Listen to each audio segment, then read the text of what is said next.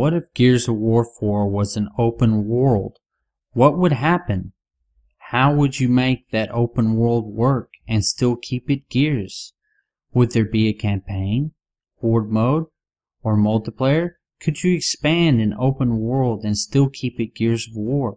Could you go anywhere and do just about anything that you wanted to? My answer to that question is absolutely.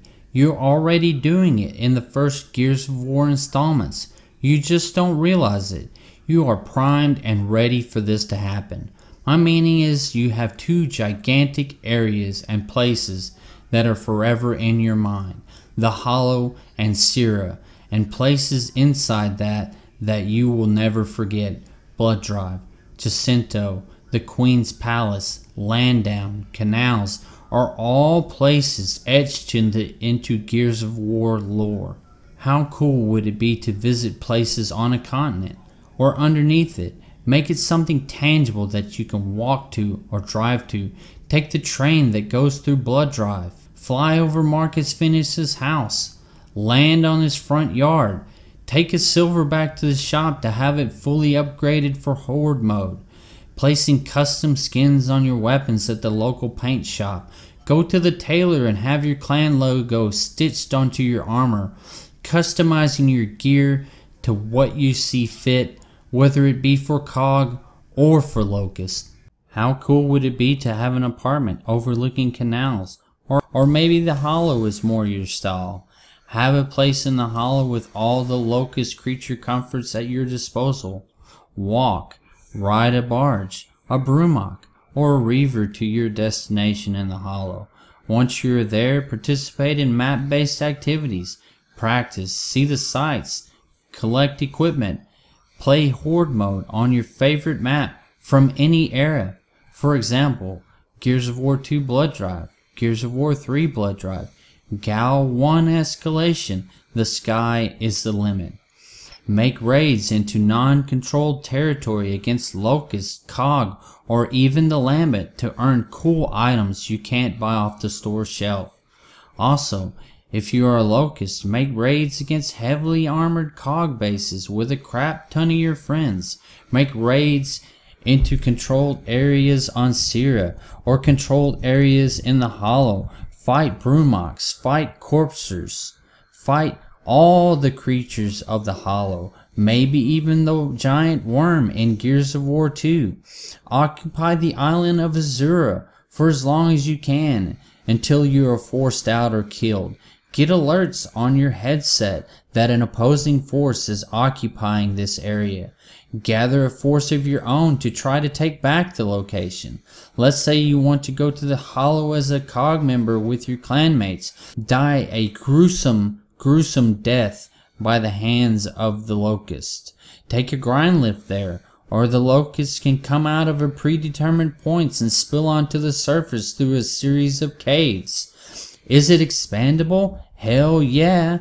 That's where your DLC comes in. Open up new areas to explore, fight newly discovered bosses, get cool stuff. Set the next game to be a huge expansion in Gears of War 4. Sounds good, but wouldn't that limit the campaign or the multiplayer? I think not. That would open up the excuse to have a character to fight on either side. Get yourself some digs in the Hollow and on Sierra, and make it a multi-tier campaign. Defeat the COG or the Locust or both, and give the campaign a layered effect to open up the world and expand your mind into the experience of gameplay that is almost endless.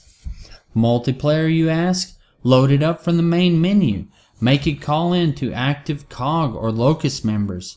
Fight alongside your clan members or your friends. Make the open world so that you can talk with people you see and they can talk with you. Create a channel for your headset that you can give to other players that you may run into during matches or walking around the vast open world of Sierra or the Hollow. Revoke their access if they start to become an ass. Well, does that sound great? I think so.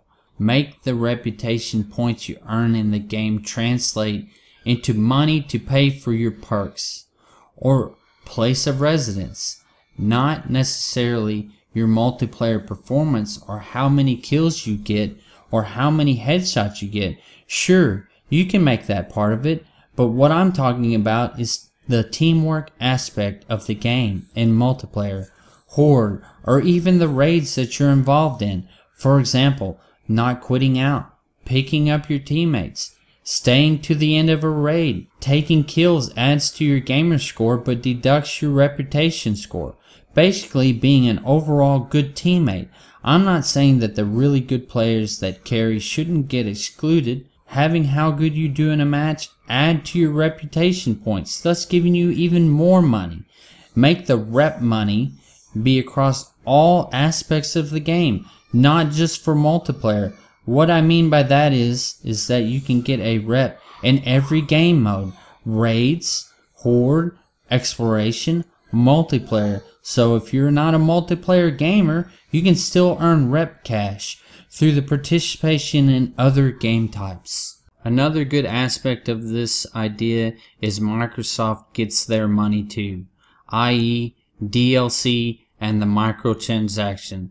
They will be able to seamlessly blend both into an open world experience that will help and create new life into the Gears of War universe. Everyone will be happy to play this, including the new Gears of War player.